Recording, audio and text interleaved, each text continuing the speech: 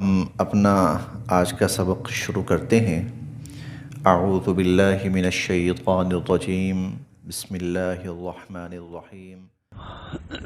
یہ سورہ الضحیٰ اور سورہ الم نشرح یہ جوڑا ہے، اور سورہ الضحیٰ میں ہم نے تفصیل کے ساتھ پڑھا اللہ رب العزت نے نبی کریم صلی اللہ علیہ وسلم پر اپنے جو احسانات فرمائے تو ان احسانات کا تذکرہ فرمایا، اور 3 آیات میں حضور صلی اللہ علیہ وسلم کی پوری زندگی کو اللہ رب العزت نے سمو دیا۔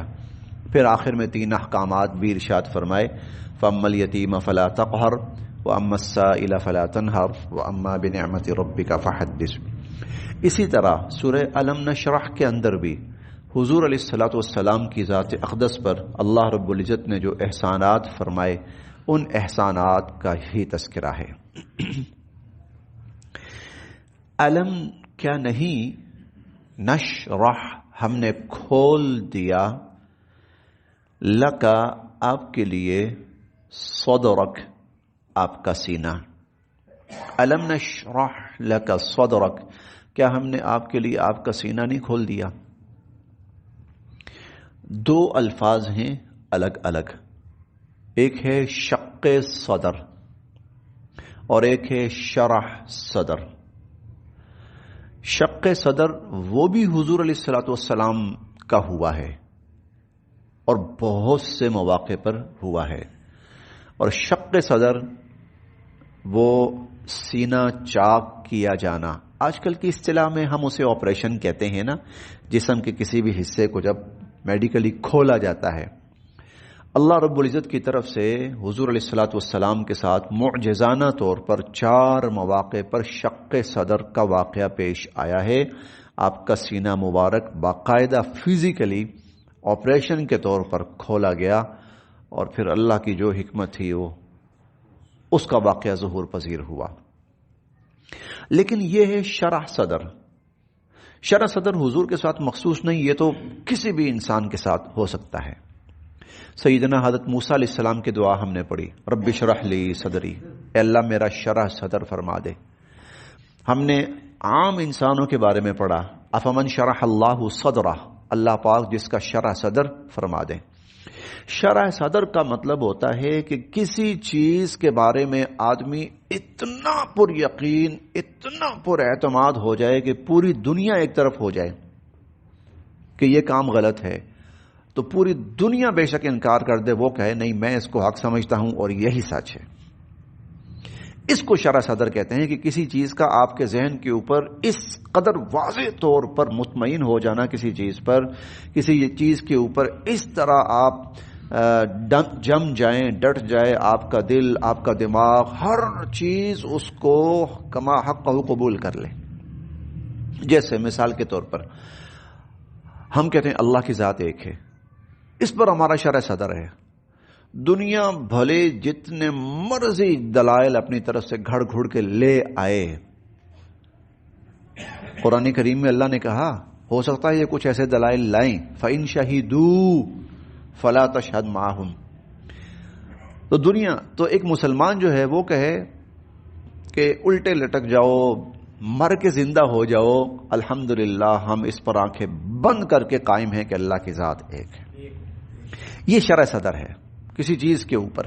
تو علم کیا نہیں، نشرح ہم نے کھول دیا، لکا آپ کے لیے، صدرک آپ کا سینہ، کیا ہم نے آپ کا شرح صدر نہیں کر دیا، آپ کے سینے کو مطمئن نہیں کر دیا۔ ووضعنا، اور ہم نے ہٹا دیا، عنکا آپ سے، وزرک آپ کا بوجھ، ہم نے آپ کا بوجھ آپ سے ہٹا دیا، الذی جس نے، انقضا جس نے توڑ رکھا تھا، ظہرک آپ کی کمر کو، جو آپ کی کمر کو توڑے ڈال رہا تھا، ہم نے آپ کا وہ بوجھ آپ سے ہٹا دیا۔ شرح صدر حضور علیہ الصلوۃ والسلام پر جب وحی کا نزول شروع ہوا، نبوت اور وہ ذمہ داری عائد کی گئی، تو فطری تقاضے کے طور پر حضور صلی اللہ علیہ وسلم میں اس کام کو کیسے انجام دوں گا، لوگوں کا طرز عمل کیا ہوگا، لوگ کیا کریں گے. بہت سے مواقع پر حضور علیہ الصلوۃ والسلام پر ایسی سوچ طاری ہوتی تھی. ہم 22ویں پارے میں پڑھ کے آئے. 22ویں پارے میں جب اللہ تعالیٰ نے فرمایا نا کہ اب حضرت زید بن حارثہ کی اہلیہ سے آپ کا نکاح ہم نے کروانا ہے. وَتُخْفِي فِي نَفْسِكَ مَا اللَّهُ مُبْدِي، آپ اس بات کو چھپا رہے تھے، اللہ اس کو ظاہر کرنے والے تھے. اگلا جملہ بڑا عجیب ہے. وَتَخْشَى النَّاسَ، آپ ڈر رہے تھے لوگوں سے. وَاللَّهُ أَحَقُّ أَن تَخْشَىٰ، اللہ کی ذات حق رکھتی ہے اس سے ڈرا جائے. ڈر کیا تھا؟ زید بن حارثہ میرے منہ بولے بیٹے ہیں. عرب کہتا ہے منہ بولا بیٹا حقیقی بیٹے ہی کی طرح ہے، اور اس کی بیوی حقیقی بہو کی طرح ہے، اور بہو بیٹی ہوتی ہے. اللہ تعالیٰ اس غلط تصور کو ختم کرنا چاہتے تھے. اس کے لیے حضرت زینب جو عرب کی سوچ کے مطابق حضور علیہ الصلوۃ والسلام کی بیٹی لگتی ہیں، حالانکہ ہے نہیں ہے، اللہ کے ہاں ہے نہیں ہے، لیکن عرب سوچ کا تصور یہ ہے. اللہ ان کی شادی حضرت حضور علیہ الصلوۃ والسلام سے کروانے لگے تھے. اب حضور سوچ رہے ہیں لوگ کیا سوچیں گے. وَتَخْشَى النَّاسَ، چھپا رہے تھے آپ اپنے دل میں، آپ کے دل میں لوگوں کا اندیشہ تھا. تو نبی جو ہوتے ہیں ان پر اس طرح کی چیزیں اثر انداز ہوتی ہیں. یہ کیسے ہوگا؟ تو چونکہ ابتدا ہے، بالکل شروع ہے، وہی نازل ہو رہی ہے، ایک بالکل نئی بات، پورا عرب جو ہے وہ مخالف ہو رہا ہے. تو اللہ تعالیٰ فرماتے ہیں پھر ہم نے آہستہ آہستہ آپ کے سینے کو مطمئن کرنا شروع کر دیا. تو دیکھیے الم نشرح لک صدرک، ہم نے آپ کا سینہ مطمئن نہیں کر دیا. وَوَضَعْنَا عَنْكَ وِزْرَكَ، اور ہم نے آپ کا بوجھ آپ سے ہٹا دیا. الَّذِي أَنْقَضَ ظَهْرَكَ، جس نے جو آپ کی کمر کو توڑے ڈال رہا تھا. یہ جو بوجھ ہے، مختلف حضرات نے اس کی مختلف توجیحات کی ہیں. حضور علیہ الصلوۃ والسلام نے کوئی بات ارشاد نہیں فرمائی کہ بھئی کون سا بوجھ تھا. اس میں جو ایک بہت ہی دلچسپ بات جو مجھے اچھی لگی، میں آپ سے بھی شیئر کرتا ہوں. انبیاء علیہم السلام کو جب نبوت ملتی ہے نا، تو اس وقت ان کو اللہ اپنے قریب کرتے ہیں، بہت قریب ہو جاتے ہیں. وہ اللہ کی رحمت، انوارات، برکات، اللہ کا قرب، اس کے اندر عجیب طرح سے مگن ہو جاتے ہیں انبیاء علیہ السلام. ایک بالکل الگ جہان ہوتا ہے. اللہ کی ہر وقت رحمت اترتے دیکھ رہے ہیں، انوارات، برکات، قرب. قریب کرتے ہیں اور قریب کرتے ہیں اور قریب کرتے ہیں.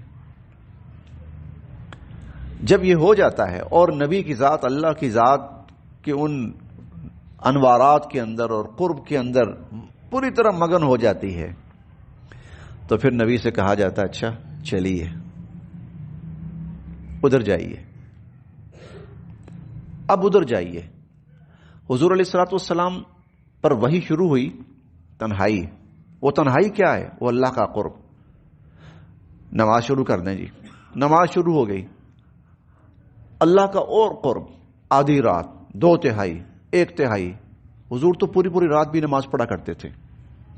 چند لمحوں کے لیے آنکھ لگی اور پھر تہجد شروع، اور پھر اس کے بعد اور اللہ کا ذکر ہو. جس طرح بھی حضور علیہ الصلوۃ والسلام تو بہت مگن.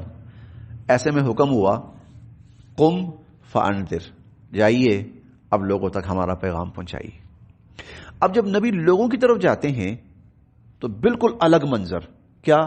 استحصاء، ظلم، الزامات، عجیب و غریب رویے. اپنے قریبی لوگ دیکھیں، قرآن کریم نے ابو لہب کا تذکرہ کیا، ابھی آئے گا. قریبی ترین چچا، سگا چچا، پتھر اٹھا کے مارنے پہ آ جاتے ہیں. اور حضور علیہ الصلوۃ والسلام کے گلے کے اندر ابو جہل نے، آج ہی کے سبق میں تذکرہ آئے گا، ایک موقع پر کپڑا ڈالا اور ایسا ڈالا کہ آپ کا نا سانس گھٹ گیا تقریباً. کبھی گھسیٹا جاتا، آپ تشریف لاتے، 3-4 آدمی پل پڑتے اور آپ کو دیواروں سے مارتے تھے. ایسا بھی ہوتا تھا.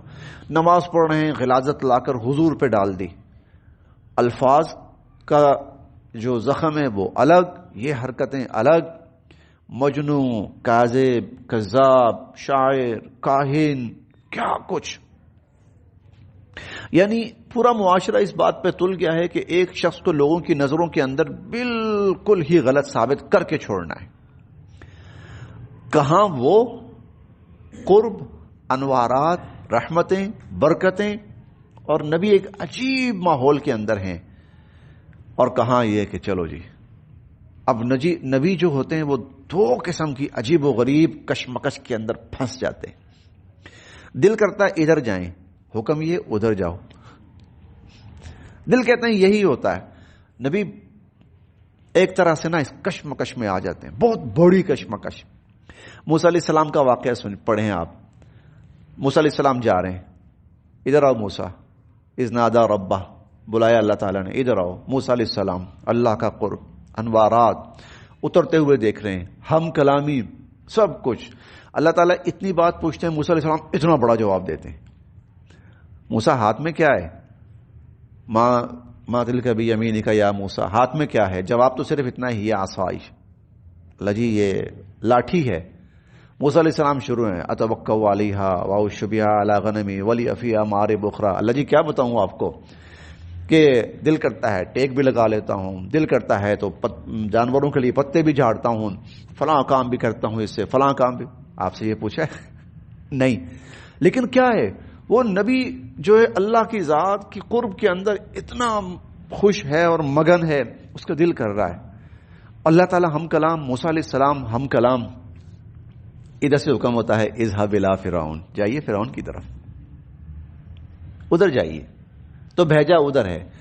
اب پھر ہوتا کیا ہے؟ پھر اللہ رب العزت آہستہ آہستہ آہستہ نبی کا جو کار نبوت ہے اس میں اس کو ایسی کامیابی عطا فرمانا شروع کرتے ہیں کہ وہ جو بوجھ ہوتا ہے نا وہ آہستہ آہستہ آہستہ کم ہونا شروع ہو جاتا ہے.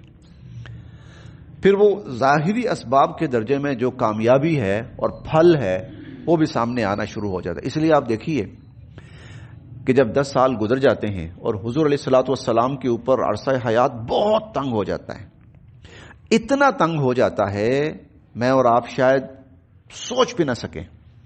آپ جاتے ہیں طائف دعوت دینے کے لیے کہ مکہ والے تو شاید ایمان نہ لائیں، طائف والے لے آئیں. کچھ ایسی کیفیت سامنے آتی ہے کہ حضور علیہ الصلوۃ والسلام مکہ واپس نہیں آ سکتے. مکہ کے دروازے حضور پر بند ہو گئے، الا یہ کہ کوئی شخص حضور علیہ الصلوۃ والسلام کو اپنی گارنٹی میں لے اور لے کر حضور علیہ الصلوۃ والسلام کو مکہ میں داخل کرے، پھر حضور آ سکتے ہیں. تب حضور کئی لوگوں کے پاس گئے، مجھے امان دے دو، اور جاؤ بھائی تمہاری خاطر ہم ساری دنیا سے لڑائی نہیں کر سکتے. اندازہ لگائی کیا گزری ہوگی. پھر ایک شخص جبیر بن مطعم، اس نے کہا یا مطعم بن عدی، اس نے کہا میں جاؤں گا. بیٹوں کو بلایا، چلو بھائی سواریاں نکالو، گھوڑے نکالو.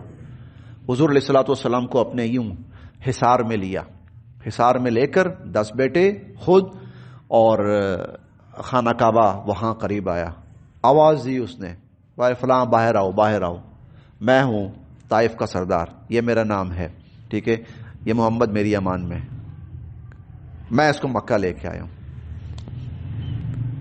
صورتحال یہ جب یہاں ہوا نا، اللہ نے کہا آ جائے.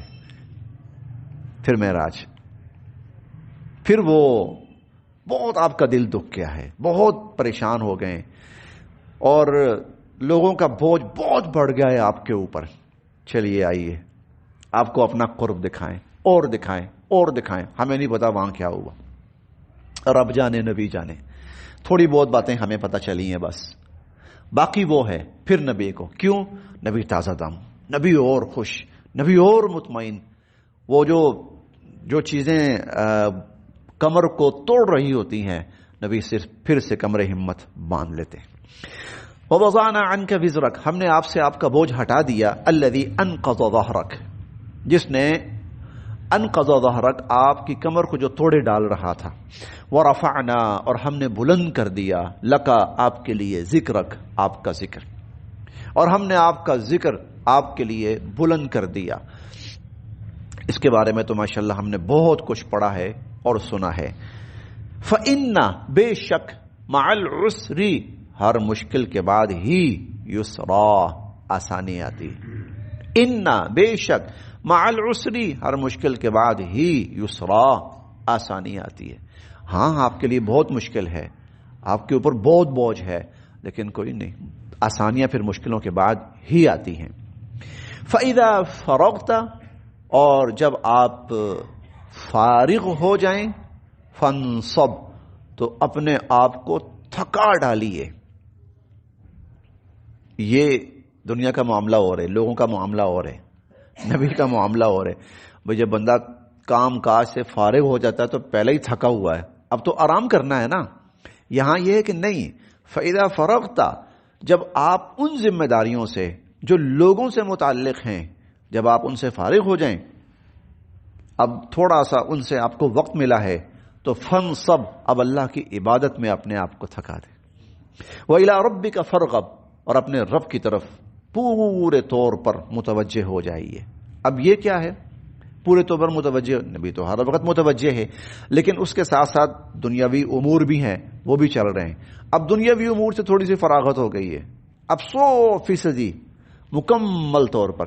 اس کی مثال یوں سمجھیے کہ حضور علیہ الصلوۃ والسلام نے نا, یمن بڑا علاقہ تھا, تو وہاں 2 افراد کو گورنر بنایا, حضرت معاذ بن جبل رضی اللہ عنہ اور حضرت ابو موسیٰ اشعری رضی اللہ عنہ.